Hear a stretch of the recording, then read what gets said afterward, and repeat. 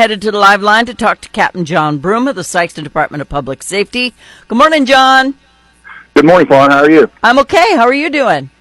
Oh, it's pretty early, but other than that, doing well, and excited that it's supposed to cool off here the next couple of days. So. Yeah, I always worry about y'all and your Kevlar and your black outfits standing outside in 120 degrees arguing with some idiot who thinks he has the right to not show you his ID. I'm like, how do they do it? How would you shoot everyone?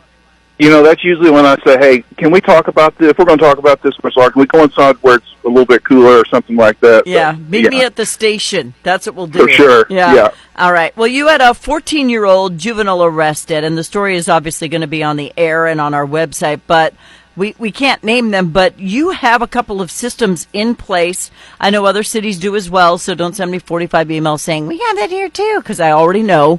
But the Flock license plate readers, people argue with me that it's an invasion of privacy. And I said, they're not really using them unless they're looking for somebody, right? Right, absolutely. And, you know, I understand that. You know, we all cherish our rights and our privacy and things like that. And I usually tell people, I'm like, you know, unless you're out committing crimes where the police are actively looking for you, then you really don't have too much to worry about. And it's not just necessarily, you know, detecting people that are committing crimes, but they've also helped us solve a lot of cases. Sometimes when elderly, we get these silver alerts, where sometimes people may have some medical issues or whatever, and they go missing. These Flock cameras have helped us locate a lot of those folks too. So they're really beneficial and just add a layer of safety to our community. I agree, and a lot of people in their invasion of privacy stuff, I'm like, well, at some point, if you are the victim of a crime, you're going to want the cops to catch the bad guys or girls as fast as possible, and this is one thing. You also have something else that you can use besides Flock. Yes, in this case specifically, it was ShotSpot, or gunshot detection, which KPD's had for several years. We just got it about 2 years ago, about the same time we got Flock, and they've both of those technologies have just been game changers for us. And specifically with this case, we got that gunshot detection alert, which immediately sends those officers to that location within usually 45 seconds to a minute of that gun being fired to that exact location. When before we had that, you know, someone would call and say, hey, I heard some gunshots. Well, you can imagine if you hear gunshots, that sound can travel quite a distance. Yeah. And so we would literally be looking for that needle in a haystack. But with gunshot detection, we're able to go specifically right to that location and find victims of gunshots or evidence, and then locate the witnesses really quick. And in this case, the witnesses were able to give us a vehicle description. They weren't able to give us a license plate number, but they said, hey, this was the kind of car that it was, and it was kind of a unique car, kind of an older car. And literally put that vehicle description in Flock without the license plate number, and it pulls up the suspect vehicle leaving that area within a couple of minutes of where those gunshots were detected. So, and then we have the license plate number of that vehicle because it takes a photograph of every car that goes by.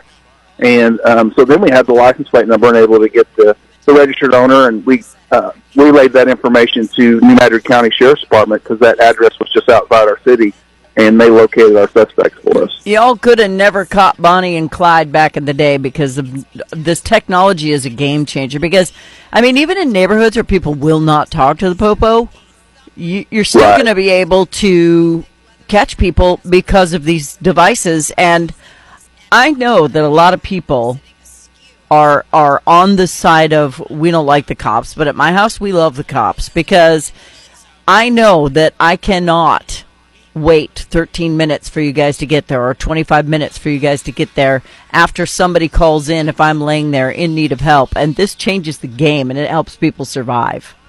For sure. When we were doing the research on bringing gunshot detection to Sikeston, we learned that nationally the trend is 80% of gunshots go unreported. So only 20% was getting reported.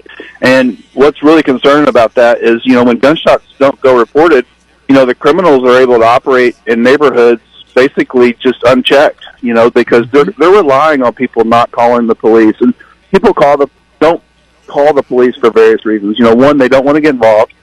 two, they're concerned with their own safety. You know, they don't want to be labeled repercussions. Yeah, right. You know, and so, or you know, maybe the relationship they have with the police is not the best in the world. So these layers of technology just really kind of help us do our job. And you know, one of the things that we're trying to do too is just really do a lot of community outreach with people and let them know what we do, and that, you know, we're really not as bad as what they may think that we are, and that we really want to go out and help our communities too. Yeah, so. I agree. You know, Monkey has a sign on his door. He came and asked me for a piece of tape the other day, and I'm like, what do you need a piece of tape for? He said, I want to hang something up.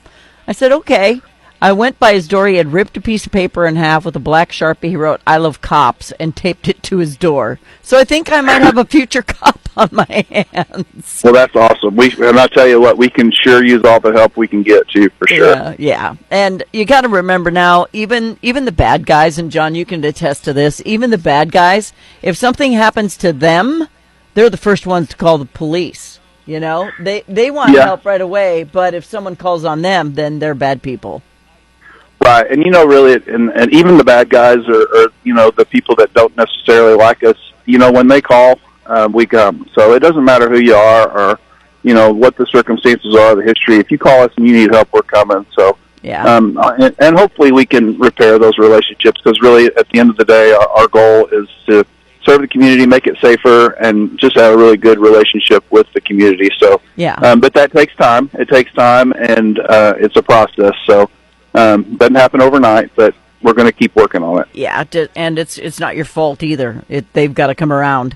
So before I let you go, we have a minute left. Somebody gave you some bicycles.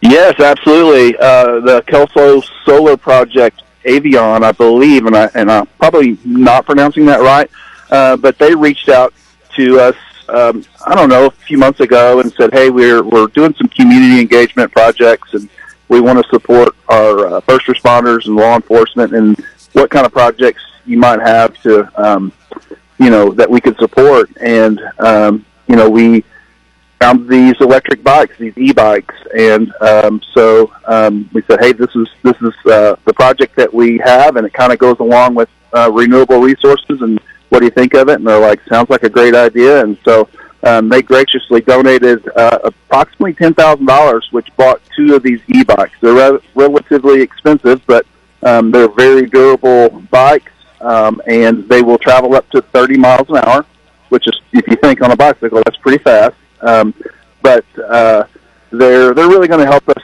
get out and do some community engagement and get a little bit more accessible to the public. And, of course, we use bike patrols for, like, parades, and you know, we have the rodeo coming up and details like that. So it's really going to add another tool to our tool belt. So we're really excited about that and appreciate that donation. Do you guys have those side-by-sides or four-wheelers too, quads?